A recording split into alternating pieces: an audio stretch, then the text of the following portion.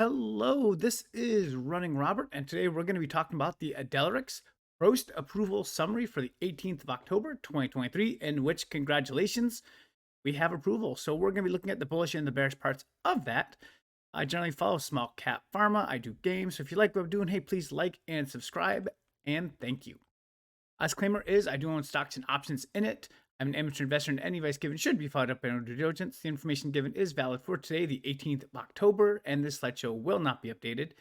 And this video will only go over approval and what's looking forward. We're not going to look at the complete company and everything that's going on from there, just so you have some awareness. And what happened? Well, we got it. We got approval. Again, I said it was 95% chance in the video 2 weeks ago. Came forward, not a problem. Sales will begin in November of 2023 with pricing and more discussion during the next earnings conference call. And the company also, and this is a big one here, the company also made an amendment for the debt financing, which will provide $22.5 million now, which we knew, and up to $50 million later, and that's by the 15th of March 2024 per company approval. That is, again, another $50 million for getting this off the ground. Again, super happening. It definitely takes dilution or makes dilution less likely, but definitely helps a huge amount because, hey, extra 50 million is a lot of money.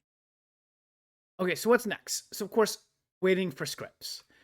So I will make a little bit of a caution for this. I would expect maybe a more muted start in November, December based on holidays and such. Obviously, following the industry for as long as I have at this point, November and December especially aren't great for sales, for drugs. That's normally your fourth quarter is a little bit lower. First quarter, also very lower because of insurance changes. But with the two holidays in there, a lot of people just aren't ready to start something new in that point. So we might see something more muted. However, if we do see just an explosion in November, December, then we're going to be off to the races.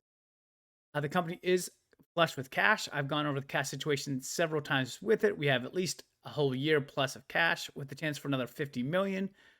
So dilution should be off the table. Now I'm going to say, however, it's still possible. Obviously, the company's going to look at it and say, they always could say, hey, what's another 10 million shares at $4 for another 40 million? I can't really dispute that very much. Like, they're looking to put the company as good a shape as possible. So we could see it. I'm not expecting it, but we could see it. And so, sadly, even though Ozempic should not make any impact, any discussion of it's going to hurt the stock on any kind of major news for it. In my last video, I talked about Ozempic. The chances of it in the short run hurting us and even the long run hurting us is minimum. Like, I don't think we're going to have to worry about that much. But again, since it's in the same space, any talk of it is going to have an issue on the stock. And that's just how it's going. That's just stock trading, unfortunately, what we have. So this has a chance to be a $1 billion drug. So right now, you're looking at the market cap being below $1 billion. It's low. We have no issue. And most of the time, what you're looking at is a company that just breaks even is worth about $1 billion, with its pipeline, stuff like that. So you have a chance to already go so much higher. So again, I think we're undervalued at the moment. So again, I'm going to be holding a lot of the stuff through probably what's going to be a little bit of a up and down days for the next few days. But I still think this market cap is low. What am I looking forward to in the fourth quarter?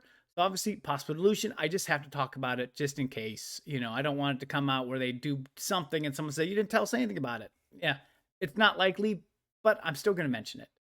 The quarter three earnings are going to be around November 1st, along with the starting of sales around November 1st. So we're going to get just a lot of information in the beginning of November. I will definitely make another video on that. So have no fear.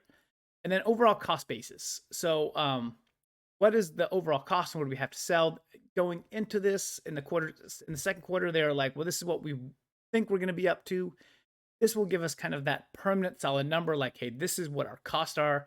This is what we need to sell to become a break even. And then looking at scripts, we can say, hey, we are on track or we are not on track. So it definitely helps us to have that information to kind of know what you're doing going forward, especially since we will start seeing some scripts. We're going to be able to start putting all those pictures and that puzzle together very quickly to see what we have.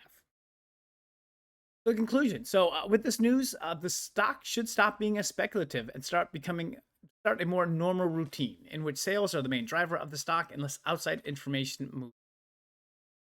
And that's a pretty simple statement. Obviously, now we're really going to be looking more at sales.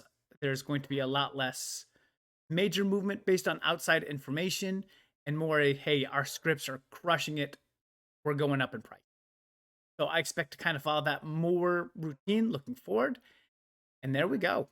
So, hey, if you've held this long, congratulations. Thank you for watching, and I hope you have a wonderful day.